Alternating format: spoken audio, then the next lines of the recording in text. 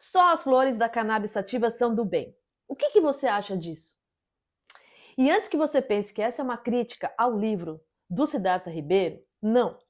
Este não é um episódio que faz uma crítica ao autor. É um ponto de reflexão sobre o conhecimento tradicional relacionado a essa planta.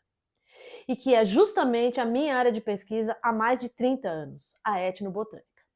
A etnobotânica é uma ciência que se dedica ao estudo da relação entre pessoas e plantas. Então, vamos lá ver se só elas é que realmente são do bem? Nós sabemos que os produtos e medicamentos desenvolvidos a partir da cannabis sativa utilizam fitocannabinoides, sobretudo o CBD, que é o canabidiol, e o THC. Mas cada vez mais, outros fitocannabinoides que a gente tem apresentado aqui no Canabinal estão nesses medicamentos e produtos.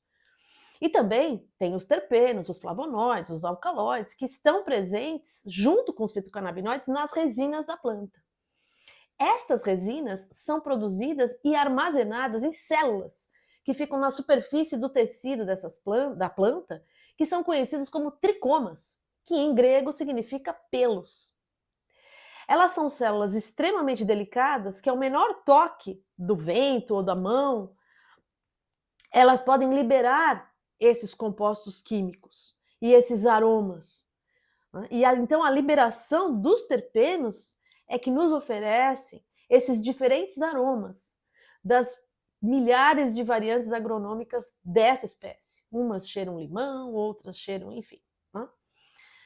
E esses tricomas, eles passam por diferentes fases de maturação, desde o transparente, quando imaturos, até uma coloração dourada, âmbar, quando já estão no auge da produção desses tricomas, já está maduro, eles estão maduros, né? Então devem ser colhidos para o preparo dos produtos e medicamentos. Mas será que nós temos tricomas apenas nas flores dessa planta? Nas femininas, né? Ainda mais? A resposta é não. Na verdade, sabemos que todas as partes da planta possuem tricomas, até os pólens. E se possuem tricomas, produzem resinas, que são justamente os medicamentos. A gente também sabe que, embora a maior parte da produção dessas células ocorra nas flores femininas, a gente também observa, principalmente na medicina tradicional, que essa não é a parte utilizada com finalidade terapêutica, na maior parte das vezes. O banco de dados etnobotânicos da cannabis sativa, que se chama CANUSE, e que foi criado por pesquisadores do Instituto Botânico de Barcelona, nos traz vários dados sobre isso. Nesses 2 artigos que eu trago hoje aqui para vocês, podemos ver as análises dos pesquisadores sobre esse banco. Ele reúne cerca de 2.330 usos tradicionais da planta, a partir de 649 publicações envolvendo mais de 40 países.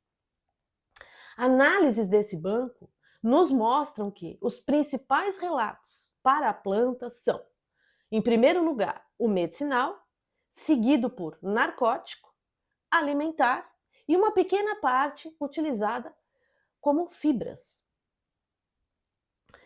Legal isso, né? Esse banco é muito importante. Sabemos que as partes mais utilizadas pelos povos tradicionais são as folhas. E elas são utilizadas como medicinais para tratar, vamos lá, reumatismo, depressão, artrite, esquizofrenia, psicose, distúrbios gastrointestinais, gripe, problemas dermatológicos, eczema, hipertensão e outras desordens circulatórias. Já as sementes, a maior parte dos usos que esses povos dão a elas é como alimento. E a gente já sabe que elas possuem realmente muitos nutrientes.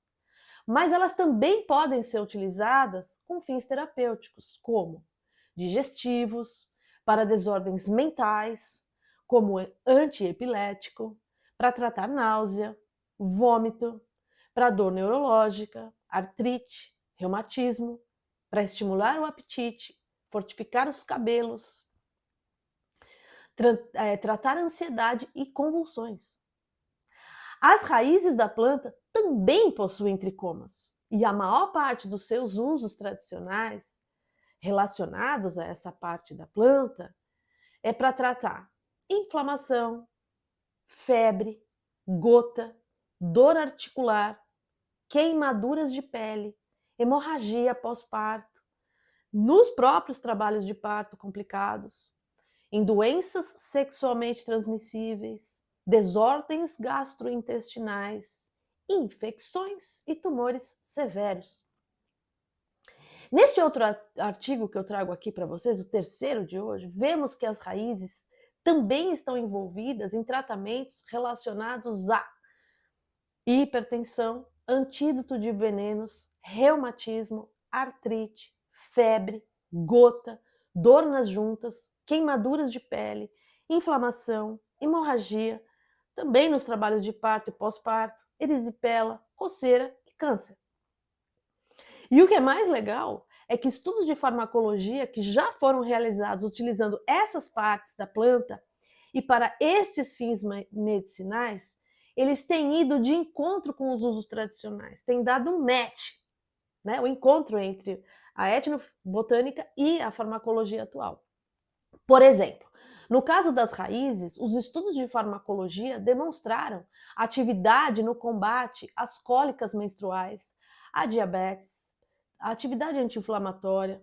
E o interessante é que os compostos químicos presentes na raiz, muitos deles não são fitocannabinoides, são fitoesteróides, são triterpenoides, são ligninas, são ácidos graxos. Mas, claro, também possuem outros 6 canabinoides, entre eles o próprio CBD.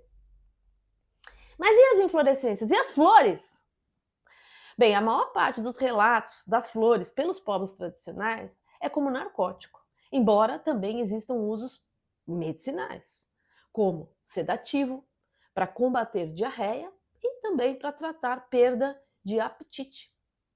Então, como a gente pode ver pelo episódio de hoje, todas essas partes da planta podem ser utilizadas.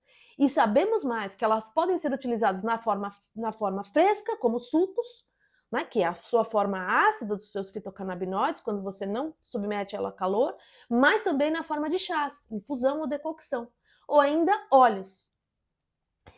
Então, depois de apresentar todos esses dados, né, que vêm do conhecimento tradicional, dos povos tradicionais, do mundo inteiro para vocês, a gente pode responder aquela nossa pergunta inicial com segurança. Só as flores da cannabis sativa são do bem? A resposta é não. E o mais importante, será que devemos focar nossos estudos de farmacologia e de química apenas nas flores dessa planta? Ou será que nós devemos focar só nos fitocannabinoides? A resposta também é não. Muitos compostos não fitocannabinoides encontrados nas raízes da planta têm sido associados à atividade anti-inflamatória. Ou seja, assim como para qualquer outra planta, vamos olhar para a cannabis sativa como um fitoterápico. Assim, todos ganham. E para contribuir com a parte científica desse banco de dados do Instituto de Botânica de Barcelona, eu consegui uma bolsa de estudos da FAPESP e eu vou passar 6 meses na Europa consultando os principais acervos de obras antigas, onde os naturalistas europeus que vieram para o Brasil entre os séculos 16 e 19 relataram o uso dessa planta pelos indígenas que estavam aqui, pelos africanos escravizados que estavam aqui nessas obras deles. Então eu vou buscar as obras, vou ler tudo, vou compilar os relatos desses naturalistas na forma de um livro, e no ano que vem, se eu ainda estiver viva, nós vamos poder saber, afinal, qual é a etnobotânica da cannabis sativa no Brasil. E é claro, eu vou ficar trazendo novidades para vocês de lá pelo nosso canal do Instagram, do Canabinal. Então, se eu fosse você, eu não perderia por nada. Façam essa viagem comigo, que vai começar em agosto desse ano. Porque você sabe, o Canabinal é o canal de notícias científicas dos canabinoides. Participe dele. Eu conto com você.